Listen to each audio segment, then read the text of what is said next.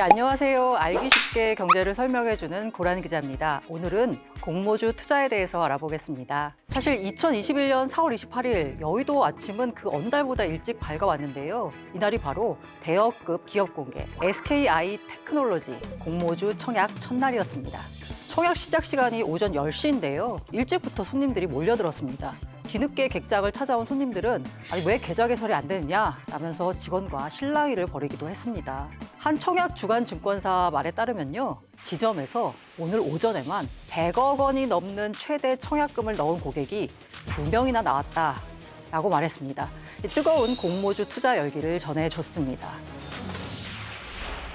그래서 먼저 제가 공모주를 말씀드리기 전에요. 공모주와 IPO 개념부터 짚고 가는 게 좋을 것 같습니다. IPO는 기업 공개, 문자 그대로 풀이해보자면 이니셜, 처음으로, 퍼블릭, 대중에게 오퍼링, 제안을 한다라는 건데요. 이제 어떤 회사가 처음으로 주식시장에 등판한다라는 걸 IPO, 기업 공개라고 합니다. 이 공개하고 나면 코스피나 코스닥 같은 시장에서 누구든 주식을 사고 팔 수 있게 되는데요. 이 공모주는 기업 공개를 하는 과정에서 일반인 투자자를 대상으로 파는 주식입니다. 주택 청약이 가점제, 추첨제 등 사회적 기준으로 선발된 인원에게 그 집을 분양가에 살 수 있는 권리를 싸게 주는 거라고 하면 주식 청약은 신청한 금액, 증거금이라고 하는데요. 을 기준으로 해서 그에 비례하는 주식을 공모가에 살 수 있는 권리를 주는 겁니다.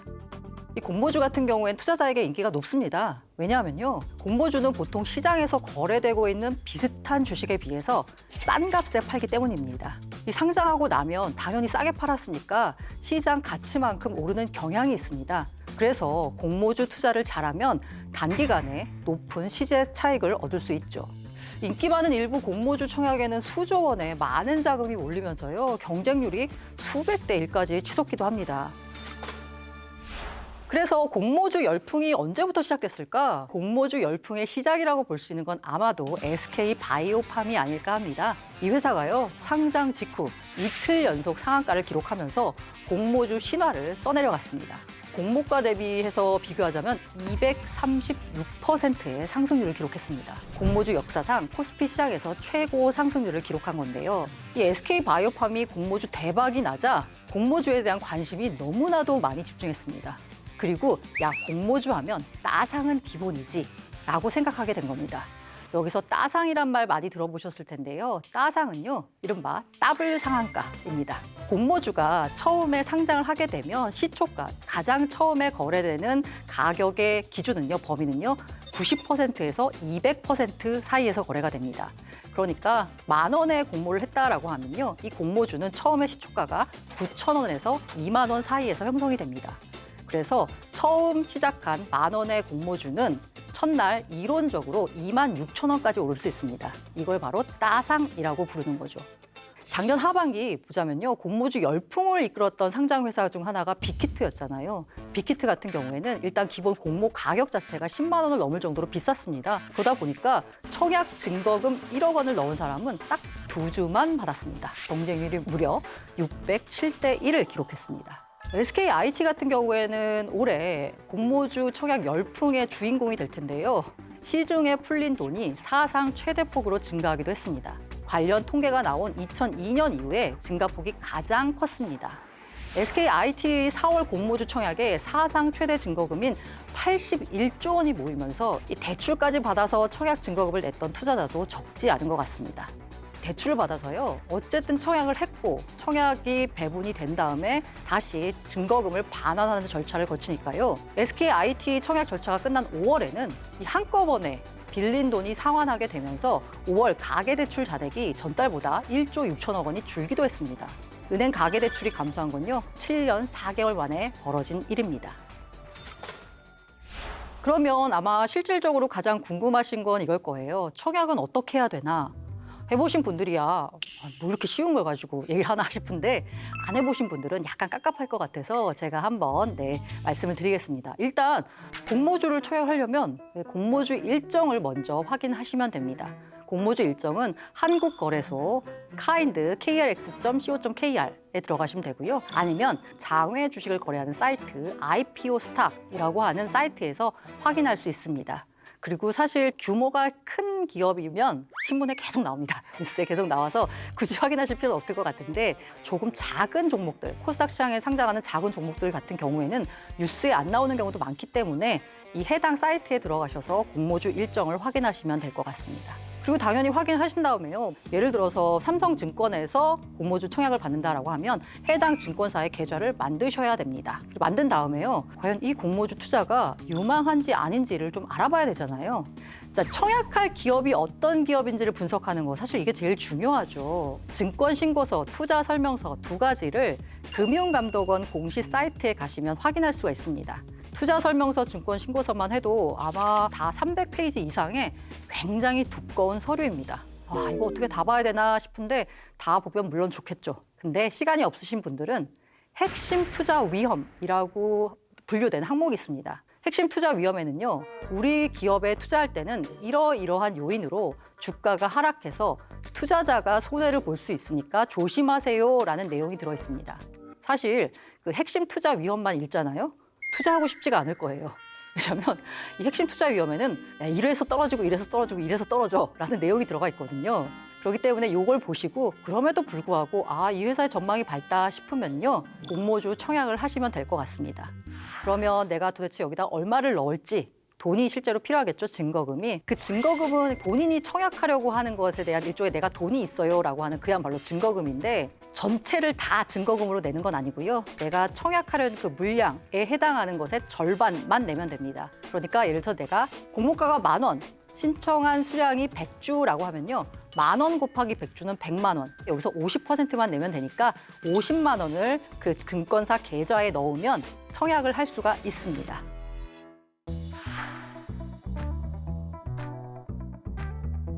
네, 옛날에는 증거금을 얼마나 많이 넣느냐에 따라서 공모주를 받을 수 있는 수량이 정해졌습니다. 이게 바로 비례 배분 방식이고요. 지난해까지 이렇게 다 진행이 되었습니다. 근데 공모주 투자가요, 제가 말씀드린 대로 따상은 당연한 거 아니야? 라고 생각할 정도로 사실 약간의 무위험 수익을 올릴 수 있는 일종의 기회가 될 수 있습니다. 그런데 이렇게 주식을 통해서 무위험 수익을 올릴 수 있는 기회를 부자들한테만 주는 게 맞냐라는 불만이 나온 거죠. 이런 논란을 잠재우기 위해서요. 지난해 11월에 금융위원회가 공모주 일반 청약자 참여 기회 확대 방안을 내놨습니다. 이 대체로 지금 최근 들어서 진행되는 공모주 청약은 절반은 비례 배분, 절반은 균등 배분으로 진행을 합니다.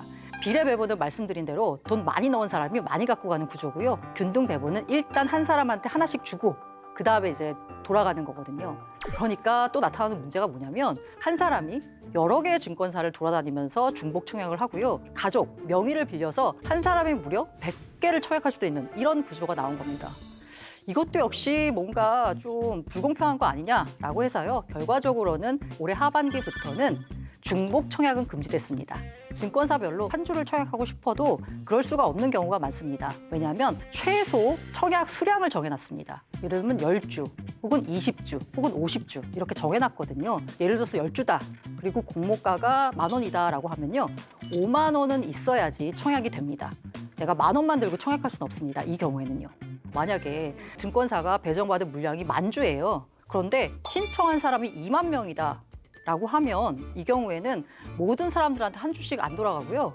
추첨을 통해 가지고 누구는 한 주 받고 누구는 못 받고 이렇게 됩니다. 주식을 쪼갤 수가 없기 때문에 0.5주씩 주는 게 아니라 누구는 한 주를 받고 누구는 못 받는 일이 생기는데 이제 증권사별로 경쟁률이 다 다르거든요. 그래서 어떤 경우에는 경쟁률이 한 주씩 배정도 못할 정도로 너무 세다 보니까 못 받는 경우도 생겨나는 일이 있었습니다. 제일 궁금한 게요. 공모주 가격은 어떻게 결정되나 아마 이게 궁금하실 거예요. 사실 지난해만 해도요. 공모주 가격에 대해서 아무도 의심하지 않았습니다. 왜? 시장이 워낙 좋아서 제가 말씀드렸죠. 따상은 당연한 거라고 생각하고 있었는데 실제로 따상이 안 됐던 경우가 지난해 빅히트 엔터테인먼트에서 나타난 거예요. 1억을 넣어도 2주밖에 못 받을 정도로 굉장히 성공적으로 이제 청약을 일정을 끝냈는데 막상 시장에 상장하고 나니까 따상이 됐어요. 그런데 1분, 2분이 지나자마자 갑자기 매도 물량이 쏟아지면서 시초가보다도 밀려서 끝난 겁니다, 첫날. 그리고 나서 계속 주가가 떨어졌어요. 그리고 바닥을 찍고 올해 들어서야 여러 가지 합병 및 하이브라는 회사가 갖고 있는 플랫폼 전략이 성공하면서 지금 주가가 많이 오르고 있는데요. 빅히트 하이브에서 이렇게 생각과는 다른 공모주 주가 흐름이 펼쳐지니까 사람들이 의심하기 시작한 거죠. 이게 공모 가격이 적정한 거 맞아? 라면서. 그래서 최근에 이 공모 가격을 놓고 여러 가지 일들이 벌어지고 있습니다. 대표적으로 벌어졌던 게 바로 크래프톤의 공모가 거품 논란이거든요. 사실 그 기업의 가치, 주가라고 하는 건 시장에서 결정합니다. 그런데 공모주라고 하는 건 시장에서 거래되는 게 아니잖아요. 그러다 보니까 시장 가격이라는 게 안 나와 있습니다. 그래서 공모주의 경우에는 두 가지 방법을 써서 가격을 일단 산정을 합니다. 하나가 절대가치평가법이고요. 또 다른 하나는 상대가치평가법입니다. 자, 절대가치평가법은요. 예를 들어서 지금의 10,000원의 가치는 인플레이션율을 감안하면 10년 뒤에는 10,000원의 가치가 안 되잖아요. 그러니까 이거를 이제 감안을 해가지고 앞으로 이 회사가 벌을 돈이 얼마고 계산해가지고 주가를 이제 산출하는 겁니다. 근데 이 절대가치평가법은요, 잘 안 써요. 왜냐하면 앞으로 이 회사가 돈을 얼마를 벌지 어떻게 알아? 이걸 잘 모르기 때문이죠. 주로 많이 쓰는 건 상대가치평가법인데요. 상대적으로 비교를 하는 겁니다. 예를 들면은 카카오뱅크 같은 경우에는요. 은행이잖아요. 그 은행이면 다른 은행들이 있을 거 아니에요. 그 은행들은 시장에서 지금 어느 정도의 평가를 받고 있냐를 보고 비슷하게 맞추는 거죠. 예를 들어서 KB가 1년에 1조를 번다. 퍼가 5배다라고 하면은 이 회사 시가총액은 5조 이렇게 매겨지는 것처럼 카카오뱅크 같은 경우에도 1년에 그러면 카카오뱅크는 5천억을 번다. 그러면 KB와 비슷하게 5배를 적용하면 2조 5천억. 이렇게 상대가치평가법으로 해서 기업의 가치를 정하는 방법입니다. 그런데 상대가치평가법에 심각한 문제가 나올 수도 있어요. 경쟁 기업은 과연 누굴까요? 여기서 이제 의문이 나오는 겁니다. 경쟁 기업. 카카오뱅크의 경쟁 기업은 KB금융지주라고들 생각하죠. 그런데 카카오뱅크 증권신고서를 보면 카카오뱅크의 경쟁 기업은 브라질에 있는 핀테크 업체, 스웨덴에 있는 핀테크 업체를 경쟁 기업으로 삼았습니다. 카카오뱅크는요, 자기들의 정체성을 우리는 은행이 아니고 핀테크야. 그렇기 때문에 해외에 있는 핀테크 업체와 비교를 해야 돼. 왜냐하면 국내에는 핀테크 업체가 사실 없거든요. 그래서 해외 시장에서 거래되고 있는 핀테크 업체를 비교하다 보니까 브라질에 있는 핀테크 업체는 퍼가 50인 거예요. 그러면 이렇게 해외 브라질에 있는 핀테크 업체, 스웨덴에 있는 핀테크 업체 이런 거를 평균을 해가지고 자기들의 경쟁 기업을 5개를 놓고 그 기업의 퍼를 평균을 하고 나니까 40배가 나옵니다. 그런데 이제 문제가 됐던 게 바로 이 크래프톤이었죠. 크래프톤 같은 경우에는 경쟁사가 누구야라고 했을 때 우리는 당연히 크래프톤은 게임 회사니까 넷마블, NC소프트, 카카오게임즈 이런 애들이 들어가야 될 것 같잖아요. 그런데 처음에 크래프톤이 자기들의 경쟁사는 누구다라고 얘기했을 때 들어갔던 회사가 바로 디즈니입니다. 디즈니? 왜 디즈니야? 라고 했을 때 크래프톤 입장에서는 우리는 IP, 지적 재산권을 가지고 다양한 콘텐츠를 만들 거야. 디즈니처럼. 이걸 가지고 영화도 만들고 애니메이션도 만들 거야. 디즈니처럼. 근데 없잖아. 니네 안 만들었잖아. 라고 하면서 고평가 논란이 나왔던 거죠. 왜냐하면 디즈니 같은 경우에는요. 이른바 게임 회사들의 평균 퍼라고 하는 그 가치가 뭐 20배, 30배에서 정해진다라고 하면 디즈니의 경우에는 80배였던 거예요. 크래프톤 너네가 기업 가치 공모가를 좀 높게 만들기 위해서 디즈니를 넣은 거 아니야? 라고 이제 의심을 한 거죠. 그래서 어쨌든 간에 무슨 이유에서인지 모르겠지만 금융감독원이 증권신고서를 반려를 했습니다. 투자 설명이 부족하다라는 이유로요. 투자 설명이 부족하다라고 했는데 이게 정확히 공모가가 비싸다라는 얘기는 아니에요. 하지만 시장에서는 다들 비싸니까 반려한 거 아니냐라고 했고요. 실제로 공모가를 10% 낮춰서 결정을 했습니다. 공모주 투자하면 무조건 따상이냐, 대박이냐, 공모주 투자하면 얼마만큼 수익이 올까 궁금하시죠? 자, 그래서 예를 들어서 한번 보겠습니다. 지난해 역대급 경쟁률을 기록했던 카카오게임즈 사례를 한번 들어보겠습니다. 카카오게임즈는 제가 역대급이라고 말씀드렸잖아요. 무려 경쟁률이 1524대 1. 역대급입니다. 네. 이론적으로 내가 5천만 원 청약 증거금 납부했으면 1억 원어치 청약하는 거죠. 자, 1억 원어치 청약하면 나누기 하면 4,167주가 나옵니다. 그런데 경쟁률이 1,524대 1이니까 1,524로 나누면요. 2.732주가 나옵니다. 주식은 쪼갤 수가 없기 때문에요. 증권사가 이걸 줄 때 2.732주가 나오면 546입을 합니다. 445입 뭐 이런 얘기 들어보셨죠? 546입은 5 이하는 버리고 6 이상은 올리고 따라서 이제 아까 제가 2.732주가 나왔다고 말씀드렸죠. 그러면 3주를 받을 수 있습니다. 시초 가격을 보겠습니다. 자, 공모가가 24,000원이 있으니까 시초 가격의 범위는 21,600원에서 48,000원 사이에서 결정이 됩니다. 따상이고 나는 이 정도면 충분해 라고 매도를 했습니다. 그러면 매매 차익은 11만 5,200원이 됩니다. 5천만 원 넣어서 11만 5,200원. 네. 이게 이익이 11만 원밖에 안 되냐. 맞습니다.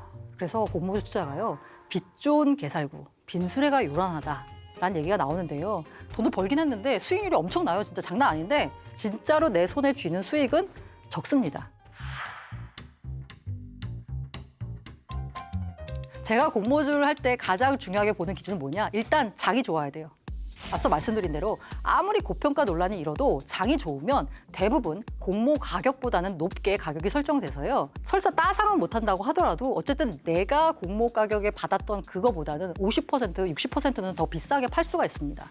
그렇기 때문에 공모주 같은 경우에는 상장 당일의 수급 상황이 중요합니다. 팔 수 있는 물량이 얼마 정도 되는지, 그래서 지금 현재 거래량이 얼마고 상한가 잔량이 얼마가 남아 있는지 요거를 보시고 첫날 팔아야 되겠다 혹은 둘째 날 팔아야 되겠다를 판단하시면 될 것 같아요.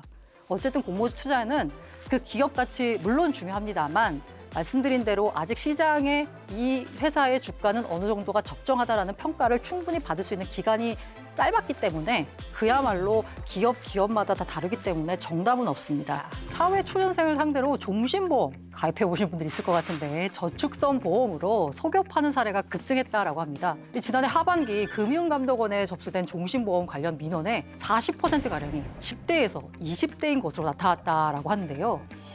청년층 민원의 대부분이 뭐냐라고 보면 나는 종신보험이 저축성 보험인 줄 알았다라고 가입했다는 겁니다. 자, 종신보험은 누가 들어야 되느냐? 40대 가장인데 내가 죽으면 우리 가족들은 어떻게 살지?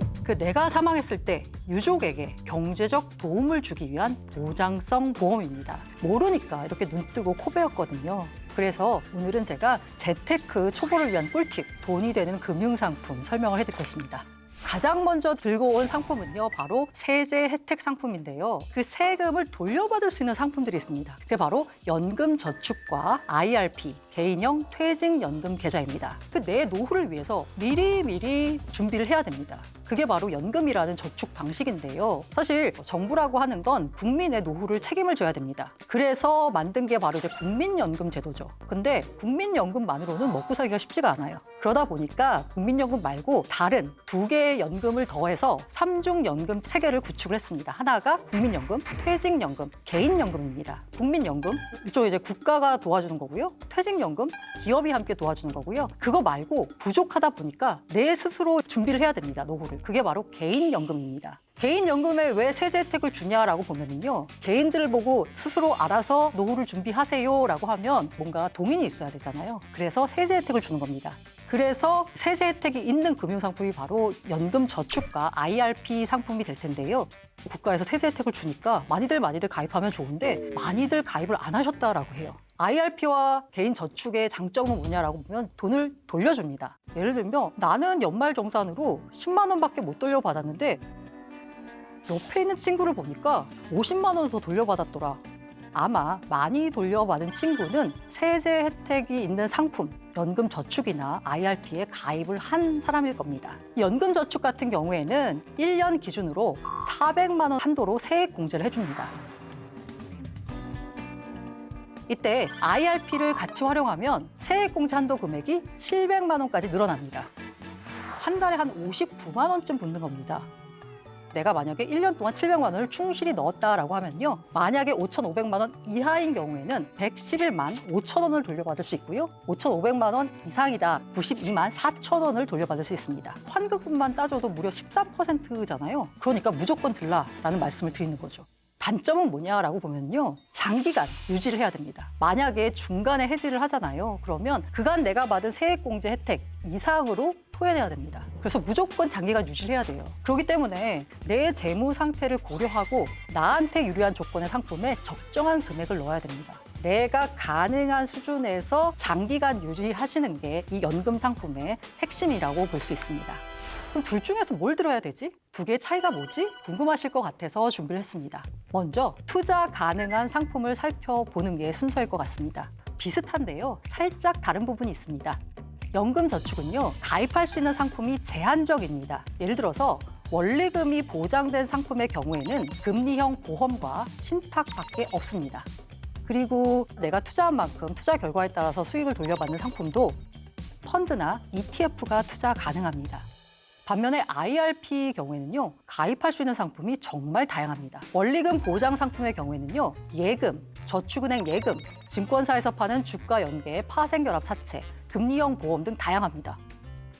실적 배당형 상품, IRP가 훨씬 더 다양합니다. 실적 배당형 보험, 상장지수 주권, ETN이라고 하죠. 리츠, 상장 인프라 펀드, 랩 언카운트 다 됩니다.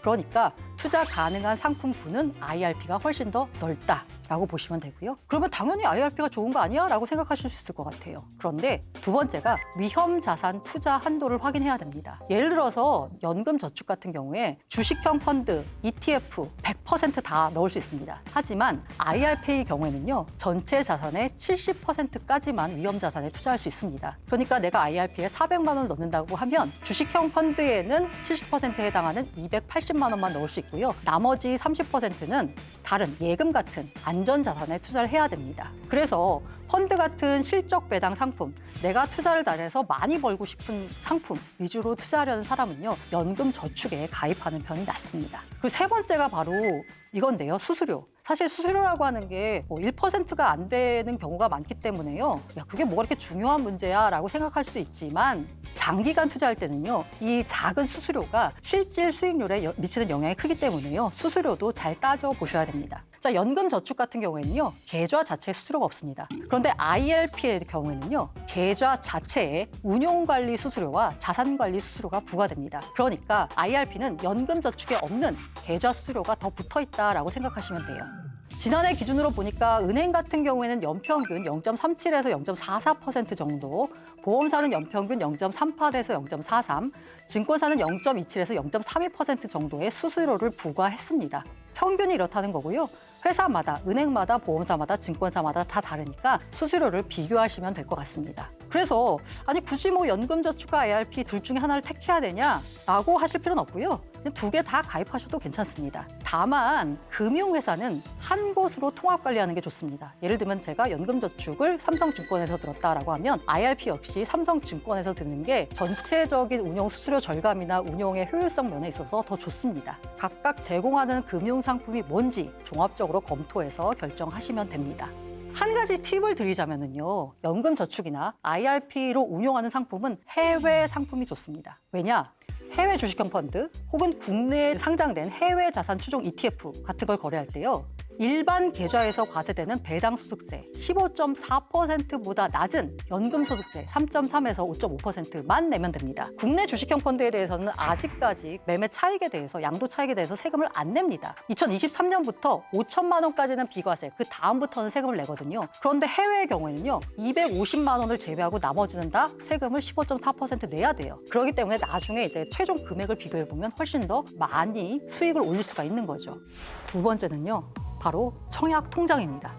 집값이 너무 많이 올랐습니다. 서울에 있는 중위 아파트 가격이 10억 원을 돌파했어요. 게다가 그냥 평균 아파트 값도 10억이 넘습니다.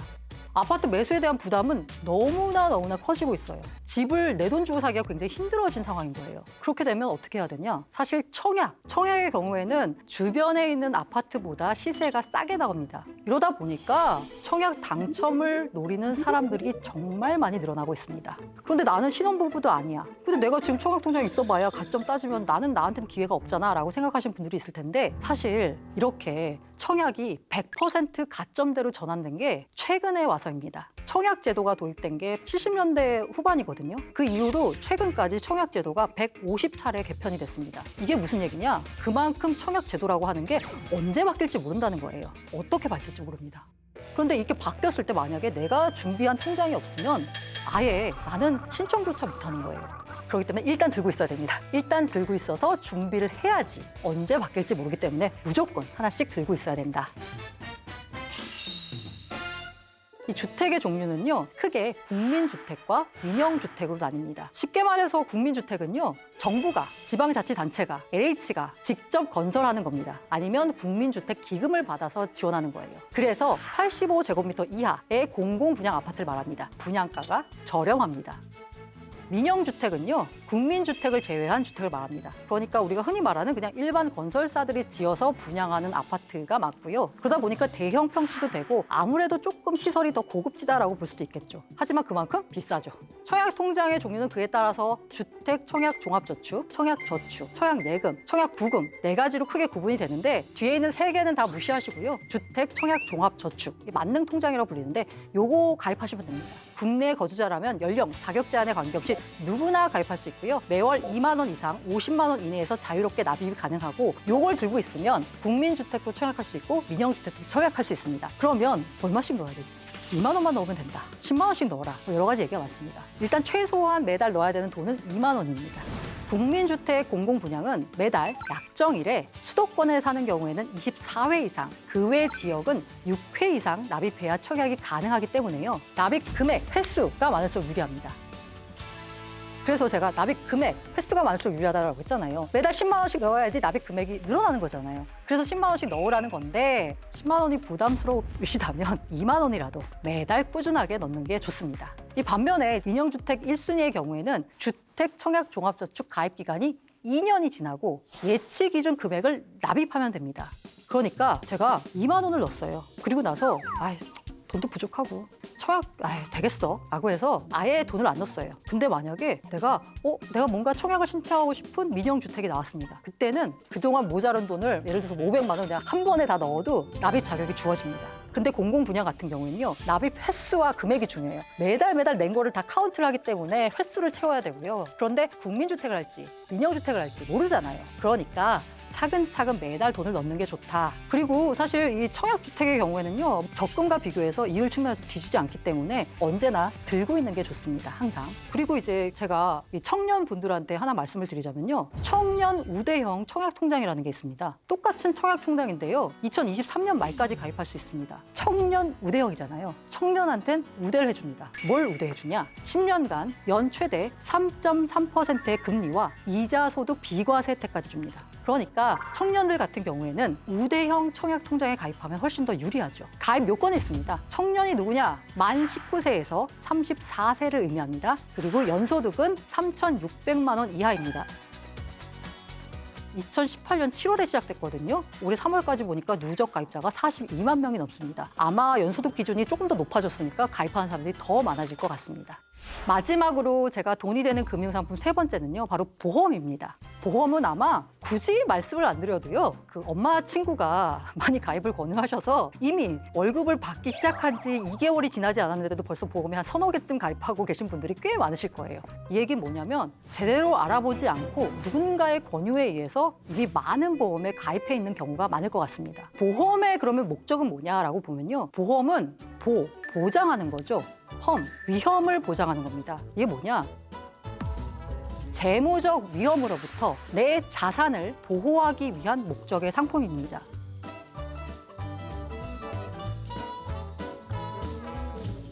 그럼 재무적 위험은 뭐냐라고 보면요, 내가 아프거나 다쳐서 병원에 누워있으면 매달 월급을 못 받잖아요. 그러면 나의 재무적 위험이 닥칩니다. 이 위험을 보장하기 위한 게 바로 보험입니다. 보험도 크게 보면 2가지 목적이 있습니다. 하나는 보장성 보험. 말씀드린 대로 보장성 보험은 내가 만약에 무슨 일이 닥쳤을 때 나한테 보험금이 돌아오는 거잖아요. 근데 이렇게 내가 돈을 냈지만 나한테 만약에 내가 죽거나 아니면 다치는 일이 안 벌어지면 나는 그럼 내가 낸 보험료는 그냥 없어지는 겁니다. 그런데 누군가는 뭔가 일을 닥치잖아요. 그러면 내가 낸 보험료가 이 사람한테 주어진 보험금으로 가는 셈이 되는 겁니다. 대표적으로 실손보험. 내가 병원에 안 가면 쓸 일이 없어요. 나중에 내가 뭔가 큰 병원비를 지출할 일이 있을 때 이 보험에서 커버가 되니까. 어린이 보험 마찬가지죠. 건강보험, 종합보험, 암보험 다 보장을 목표로 하는 보장성 보험입니다. 보험의 출발은 이랬을지 모르겠는데 이제 산업이 고도화되면서 나온 게 바로 저축성 보험입니다. 저축성 보험. 좀 약간 애매한 말인데 보장보다는 목돈 마련이나 노후 생활 자금을 대비해주는 보험입니다. 만기 시 지급되는 돈이요, 내가 낸 돈보다 더 많아요. 그러니까 저축이 되는 거죠. 그런데 제가 말씀드리고 싶은 게요, 바로 이 저축성 보험입니다. 보장성 보험의 경우에는요, 사실 매달 내는 보험료가 그렇게 많지가 않습니다. 그리고 뭐 보험을 꼭 들어야 돼라고 생각하시는 분들도 있을 텐데 맞아요. 나한테 일이 안 생기면 그 보험은 그냥 버리는 돈이에요. 그런데 이 저축성 보험은요. 보험 목적과는 맞지가 않습니다. 위험을 대비하는 게 아니라요. 돈을 모으는 거예요. 그럼 돈을 모으기 위해서는 여러 가지 많은 상품들이 있잖아요. 그냥 적금 들면 됩니다. 근데 왜 굳이 보험을 들어서 이걸 저축을 하지? 라고 생각해 볼 수 있는 거죠. 사실 저축성 보험의 출발은 아마 보험사들의 여러 가지 다양한 수익 구조 다변화를 위해서 만든 거예요. 보험사들이 팔 때의 의도는 뭐냐면 우리는 보험 기능에다가 저축 기능까지 더해줬어요. 저축성 보험에 가입을 하시면 보험도 가입하시고 저축도 할 수 있는 겁니다. 라고 일석이조 상품입니다. 라고 광고를 합니다. 그런데요. 두 가지 목적을 달성을 하려면 보험의 목적 달성을 하기 위해서 들어가야 되는 돈이 있어요. 이게 바로 일종의 이제 사업비라고 이제 볼 수도 있는데요. 내가 100만 원을 보험료로 납입을 했습니다. 그럼 이 100만 원을 모두 다 막 저축하는데 이렇게 투자하게 되면 보험사 입장에서 뭐가 남죠? 그렇게 되면 이 보험회사는 뭘 먹고 사나요? 그러니까 보험료를 100만 원을 낸다라고 해서 이 100만 원이 전부 다 저축을 하는 게 아니고요. 이 중에서 한 10% 뭐 일정 부분을 차감을 한 다음에 그 나머지 부분만 투자를 하게 되는 겁니다. 그러면 내가 적금을 들면 오로지 100만 원은 다 적금을 넣을 수 있는 거잖아요. 근데 저축성 보험에 들면 100만 원이 아니라 90만 원만 들어가는 거잖아요. 이렇게 되면 나중에 비교를 해봤을 때 당연히 저축성 보험이 뒤질 수밖에 없습니다. 그래서요. 같은 돈으로 그냥 은행에 가입하겠다고 하면 예금을 하나 들고 적금을 하나 들고 보장성 보험을 하나 들고 두 개를 합치면 저축성 보험을 드는 것과 같은 효과를 낼 수 있습니다. 오히려 보장 범위가 더 넓어지는 거예요. 게다가 이게 보험 같은 경우에는 중도 해지하면 원금 손실을 봅니다. 좀 돈을 깨가지고 나 급한데 좀 쓰고 싶어 라고 해서 돈이 필요해서 이걸 깬다라고 치면요. 거의 뭐 절반도 못 받게 되는 이런 상황이 펼쳐집니다. 물론 이 저축성 보험 같은 경우에는요. 예를 들어서 한 10년쯤 투자하게 되면 세금 측면에서 이익이 주어지고 이 은행 예금보다 오히려 나을 수도 있어요. 그런데 돈을 모으는 목적이다라고 하면요. 저축성 보험보다는 그냥 저축을 목적으로 하는 금융상품, 적금을 드셔라 라고 추천을 드립니다. 그래서 제가 보장성 보험을 가입할 때 따져야 될 3가지를 이제 들고 와봤습니다. 아마 설계사분들이 약간 유혹하는 멘트를 할 거예요. 10만 원씩 넣지 10년 뒤에 원금 다 돌려줘. 딱 들어도 뭔가 솔깃하잖아요. 이게 바로 뭐냐? 만기 환급형입니다.